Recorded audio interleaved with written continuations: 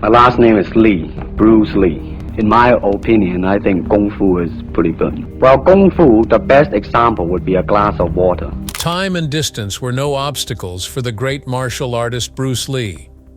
His legendary training regimens, which included extraordinary speed and strength, left even the most fearless warriors in wonder. Even after all these years after his unfortunate demise, his renowned one-inch punch remains an insurmountable record, a testament to his unparalleled skill. After Bruce Lee's untimely death at 32 years of age, shortly before the premiere of his groundbreaking film Enter the Dragon terminated his meteoric rise to stardom, everyone wondered what may have been. How exactly does Bruce Lee's lethal fighting technique work? What mysteries lie hidden underneath his mysterious downfall? Continue reading as we dissect Bruce Lee's Why Can No One Repeat This technique. Bruce Lee was a master of numerous styles of martial arts and frequently employed them in his battles. The impact of Lee's martial arts scenes on cinema and fighting techniques has been enormous and far-reaching. The creation of Jeet Kune Do by Lee demonstrates his ability to adapt and innovate in the martial arts profession. Bruce Lee was an accomplished martial artist who studied several styles throughout the years. After developing an early passion for martial arts, Lee spent the most of his life honing his combat skills. Lee, in contrast to other martial artists, was always learning and improving his art by researching and implementing new strategies, postures, and ideas from different systems. Unlike the most well-known artists in the field, Lee did not obtain a black belt despite his brief stint as a student at a martial arts school. Nevertheless, Bruce Lee's renown as a kung fu legend and symbol of martial arts movies has not been reduced. The savage fight scenes in Lee's films such as Game of Death, Way of the Dragon, and Enter the Dragon showcase his expertise. After devoting himself fully to the study of kung fu and other martial arts, Bruce Lee achieved considerable success. Film and the martial arts were forever changed by Bruce Lee's martial arts scenes because he was so skilled in so many different styles of fighting.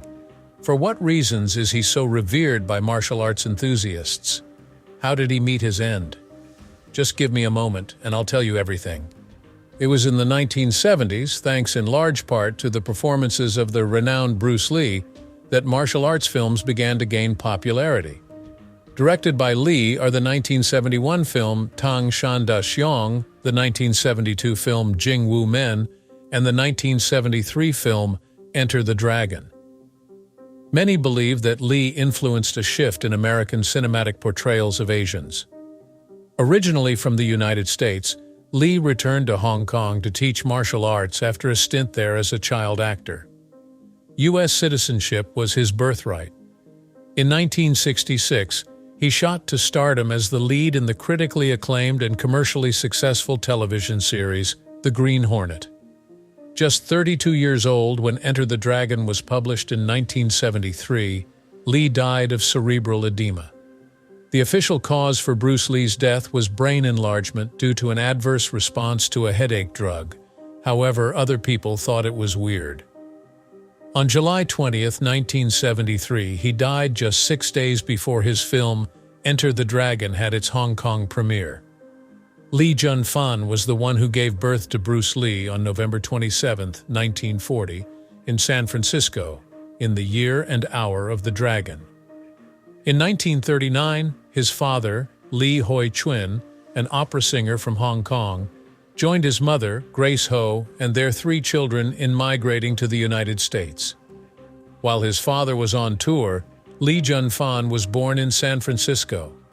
While Lee was in preschool, his family seldom used the name Bruce, which was given to him by a nurse at the birthing hospital.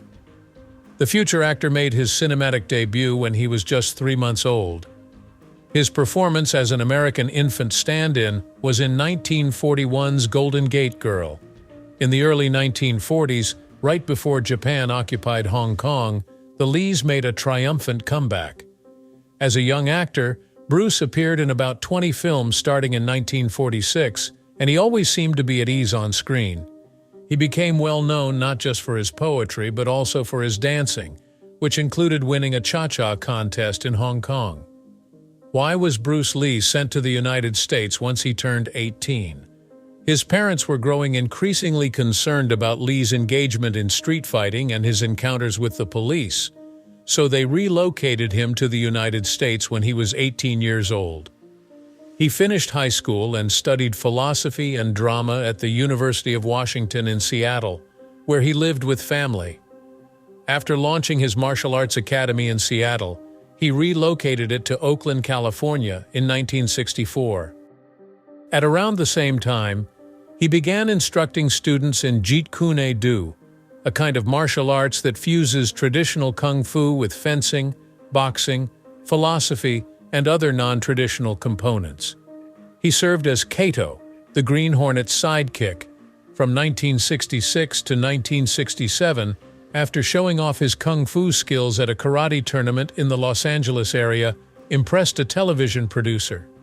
When having trouble finding acting jobs when the Green Hornet was canceled, Lee began to supplement his income by instructing private Jeet Kune Do to Hollywood stars like Steve McQueen. The scene in Lee's 1969 film Marlowe when he destroys a whole office with karate and kickboxing methods brought him fame. However, in 1971 he went back to Hong Kong, frustrated by his inability to secure more suitable parts. When Lee released Tang Shan Da Xiong in 1971, it broke all sorts of records at the Asian box office. His 1972 films, Fists of Fury and Jing Wu Men, helped propel him to stardom in America. The windfall from Lee's unanticipated box office success allowed him to launch his own production company. Return of the Dragon, in which he also had a role as an actor, writer, director, and co-producer, was released in 1972. Lee shot to international fame after making a triumphant return to Hollywood in 1973 with the historic film Enter the Dragon, the first joint venture between Hong Kong and American production companies. His untimely death occurred 6 days before the film's premiere in Hong Kong, which is a devastating blow. His curious demise sparked conjecture among his devotees and scholars of history, but the medical establishment ultimately determined that he died of brain swelling caused by an allergic reaction to a headache medication. Please tell me why he died. Now is the moment to reveal the newest findings. Brain swelling, or cerebral edema, was finally identified as the cause of Bruce Lee's death almost 50 years ago after much speculation.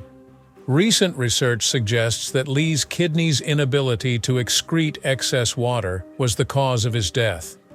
The research, conducted by a team of Spanish renal specialists, was published in the Clinical Renal Journal in December 2022. Following his passing, Lee's films gained a massive cult following. Many credit Lee, who rose to prominence in the 20th century, with changing the way Asians were portrayed in American movies. Bruce Lee's ability to unite people of all ethnic backgrounds and his profound impact on the martial arts helped him gain legendary status across the world. Bruce Lee's revolutionary change in martial arts, his influence on Hollywood, and the lasting influence of his teachings have far-reaching consequences for combat sports and the field of personal development. When Bruce Lee introduced his Jeet Kune Do philosophy, it revolutionized traditional martial arts. After growing tired of the rigid rules and rigid ideologies of previous philosophies, Lee set out to create his own system that placed a premium on practicality, efficiency, and adaptability. Jeet Kune Do stressed the importance of being flexible, teaching its practitioners to take what has worked and discard what hasn't. The principles of Jeet Kune Do, which advocate non-classical form, simplicity, and directness under the banner of the formless form, resonate with Bruce Lee's call to martial artists worldwide to understand the basics while avoiding unnecessary complexity. Lee's revolutionary approach liberated practitioners from the limitations of predetermined styles by allowing them to tailor their methods to their individual capabilities. In the West, Bruce Lee's films were hugely successful because they included authentic martial arts techniques. The public was entertained while learning about the history and philosophy of martial arts. The impact of Bruce Lee's ideas and teachings extended well beyond the realm of cinema. They inspired a new wave of martial arts practitioners and teachers throughout the world. Bruce Lee's legacy lives on in the modern martial arts community. The way he thinks and the concepts he puts forward have prompted fighters of all stripes to reconsider their methods, create novel ways, and think creatively. The impact that Bruce Lee had on the growth of many famous martial artists, both current and past, is something for which they should be eternally grateful. Jeet Kune Do schools, founded by Bruce Lee, have proliferated over the world, imparting the martial arts. His emphasis on tolerance and flexibility is largely responsible for the development of mixed martial arts, which incorporates aspects of several combat techniques. Unless you've been living under a rock or were born yesterday, you're probably aware of Bruce Lee and his amazing achievements. He taught Kung Fu and is widely regarded as the best of all time. Bruce Lee made sure that his name will live on forever. Here are a handful of Bruce Lee's world records that have yet to be broken. Any moviegoer worth their salt would have thought Bruce Lee actually existed and possessed superhuman skills just from watching him on screen. Because of his incredibly rapid reaction, some may have assumed that Bruce Lee's chiseled body and lightning-fast moves in Kick-Ass were CGI effects. Unfortunately, there were no CGI elements, and his abilities ran counter to several physical laws. Every detail was real. Bruce Lee is the sole known individual to have successfully broken a 45-kilogram sandbag with a side kick. He unleashed a power equivalent to 1,600 pounds with his nunchakus.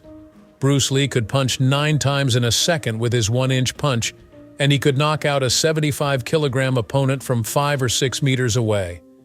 At 130 pounds, Bruce Lee matched the hitting power of boxing great Muhammad Ali, who weighed twice as much as Lee at 350 pounds.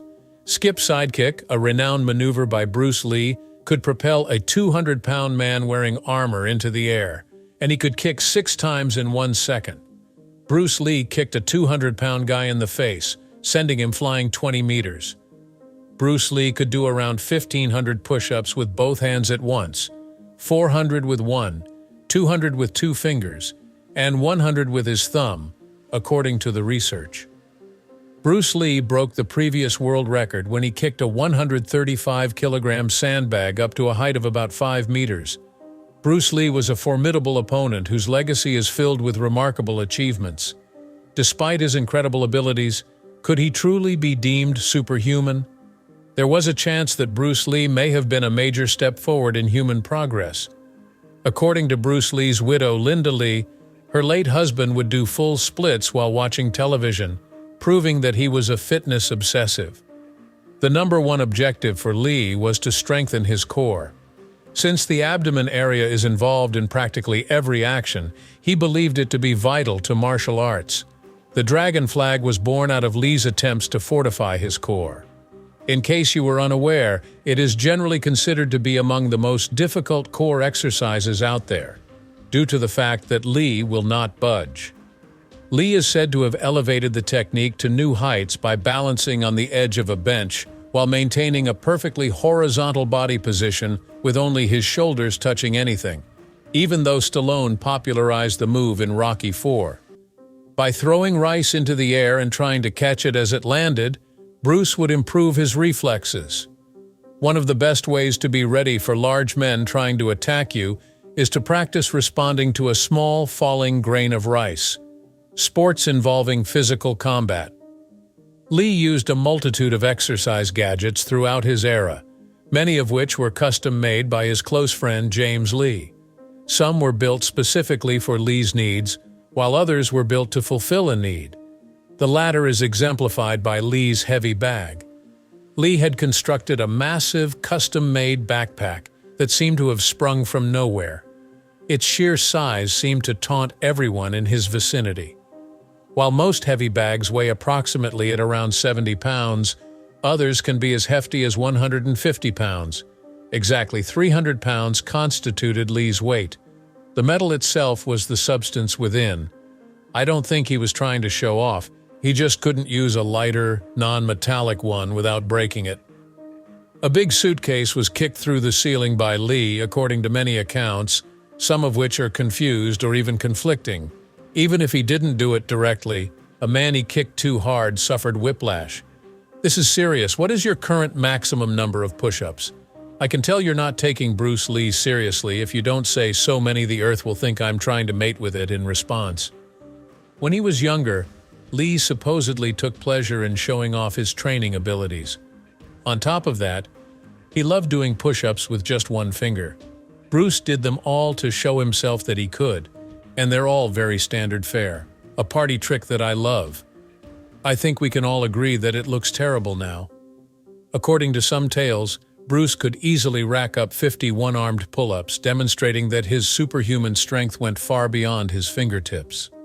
Of course, it doesn't say much about Bruce that he did it only to show off, but it does make you happy to live in a world where biceps like his exist. That this is among Lee's most renowned achievements is not shocking. Lee has the kind of arm power that could topple an adult man from a mere inch away. Researchers in the scientific community have studied martial artists in an effort to deduce the mental processes that may allow them to pull this off.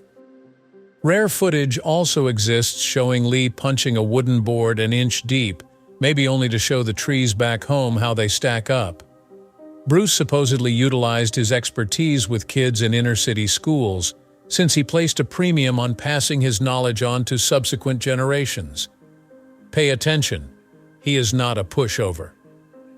Famous martial artist Bruce Lee frequently found himself challenged to street fights in the 1970s, a time when people were amazingly dim-witted.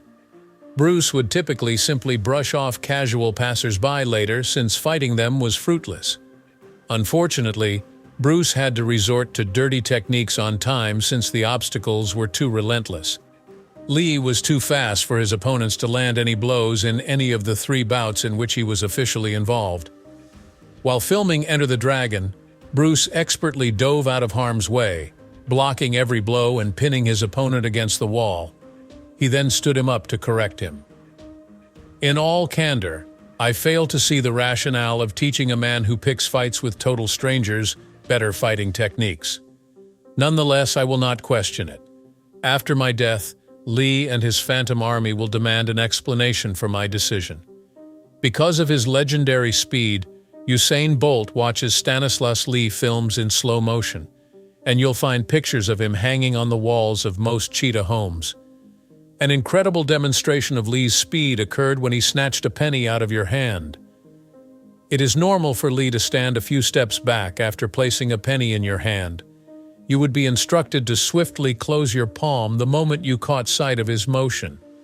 Whenever you watched the maelstrom of movement that was Bruce Lee, you would shut your palm and feel a spherical object. But your haughtiness would be fleeting, for you would soon witness Lee chuckling while he clutches your currency. As soon as you opened your own palm, you would see a different coin that Lee had placed there. Most of the supporters regarded this as their last glimpse before losing it in a rage. Given that Lee clearly lived twice as long as the typical individual, his early demise is hardly shocking. He evaded capture by all means necessary, even the camera. It is generally believed that Lee's movements were too fast for the cameras to record, so they had to slow down the footage. That has some truth to it. But for some reason, the part that's most intriguing is left out. When Lee first watched the Green Hornet in action, he noticed that he never moved as everyone else fell around him. The issue has its origins in this. Because the showrunner disliked having a sidekick with magical thinking skills, he asked Lee to slow down, which actually made him blurry.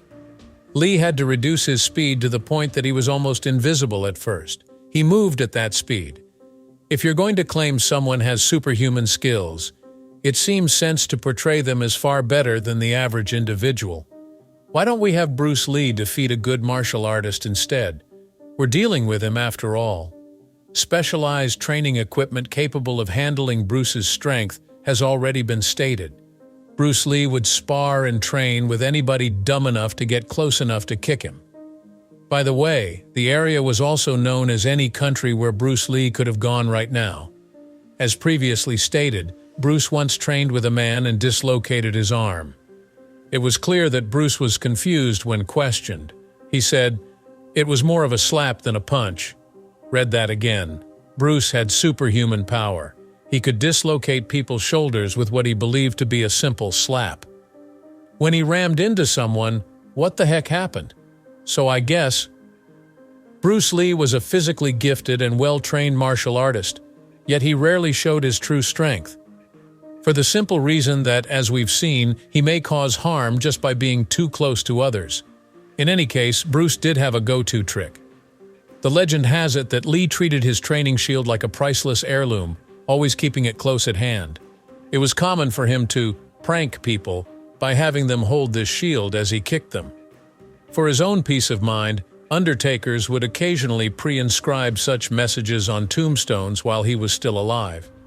His kicks reportedly had varying degrees of energy, but he could simply send someone flying with a single strike. God will notice that you can launch other people out of Earth's gravity and will immediately ask you to heaven to serve as his personal bodyguard. Would Bruce Lee win in a real fight? It's a trivial but highly sought-after Lee issue, maybe even more so than any other. Bruce Lee is widely recognized as one of the most legendary martial arts performers of all time, and rare footage of him sparring proves that his talent went well beyond Hollywood. Although the actor, recognized for his roles in classics like Fist of Fury and Enter the Dragon, was born in San Francisco and raised in Hong Kong, cinematic combat is very different from real-life warfare. Lots of people have wondered if Lee could have handled an argument that had taken place off-camera. Despite the lack of evidence throughout the years, the sole video of an actual sparring match verifies it. In every film he appeared in, Lee emerged victorious. Even while any actor may win with a script, Lee demonstrated his worth in other ways too. The actor displayed his extraordinary unique talents, such the one-inch punch and ping-pong with nunchucks on several occasions. Many people believe that mixed martial arts may trace its roots back to Lee's distinctive martial arts style, Jeet Kune Do, which is a combination of many techniques. Although Lee had a long list of achievements, could he really fight? Lee spars on one occasion, although the most of his fighting footage comes from stunts and movies. Lee competed against some of his best students in this 1967 film, recorded at the Long Beach International Karate Championships in California. Due to their teachers' precise accuracy and rapid speed, the students had very little chance. Sparring gear is required by law in California, but Lee's distinctive white rope marks make him easy to see. Despite the fact that Lee lacks the outstanding martial arts skills seen in movies, he obviously has the potential to win this event. With ease, the martial arts superstar kept his distance from his opponent and expertly dove out of harm's way. Additionally, Lee had incredibly quick reflexes and was quite accurate with his attacks. His trainee may have seemed like he was going ballistic anytime he saw an opening, but Lee would wait until he was sure the punch would land before striking. This rare film showed that dueling Lee may be dangerous, so it's a good thing they were wearing sparring gear. Witnessing Lee compete at the highest level in the Long Beach International Karate Championships gave credence to the idea that his unique fighting style was the secret to his success. Before this, martial artists were often taught a certain style, which Lee felt limited their flexibility. By merging aspects of other methodologies, he developed a synthesis that placed an emphasis on speed and accuracy.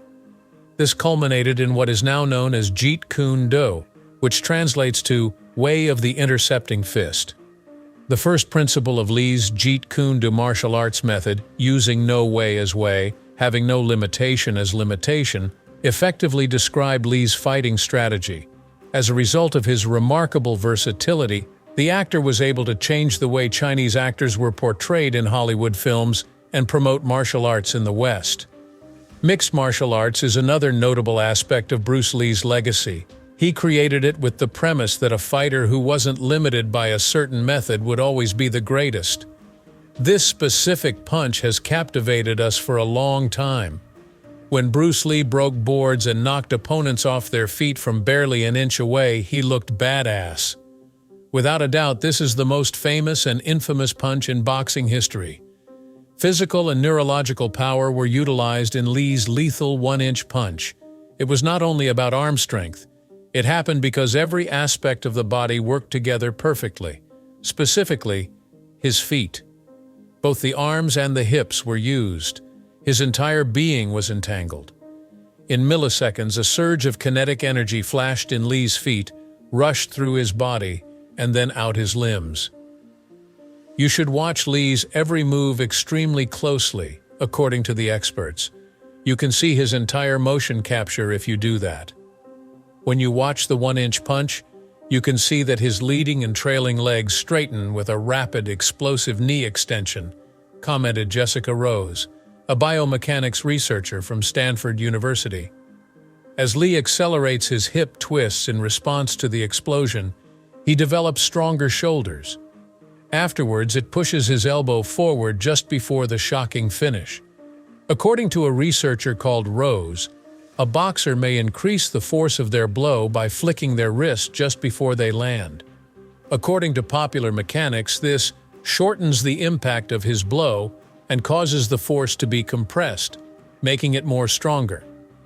Like a slender baseball player with superhuman home run power, think Ken Griffey Jr., Lee's strength and muscles do not determine the true impact of his punch.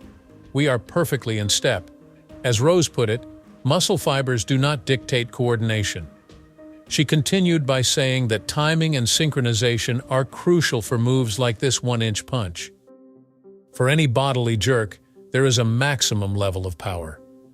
In order to maximize and amplify that power, Lee executes his moves in perfect unison, like train boxcars, one after the other.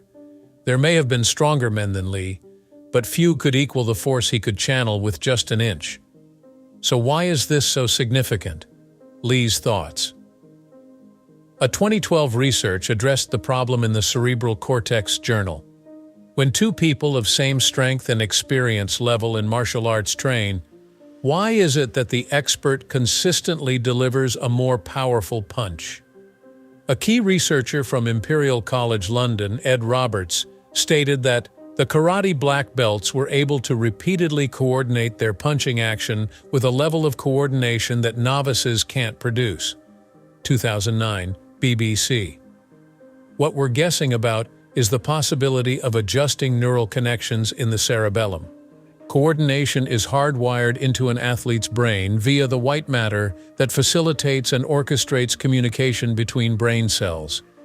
It appears that karate practitioners' white matter structure was significantly altered, leading to improved coordination and harder punches. What probably happened with Lee is that the neurological may also be taught via the physical. Your brain's white matter expands, your coordination improves, and your power rises with every karate chop. Bruce Lee was unmatched in karate chops. Incredibly grateful for the time you've taken. Gratified by viewing it? Like, share, along with subscribe. Please leave a comment with your opinions and subscribe to our channel if you would want to see more videos like this. Final farewell.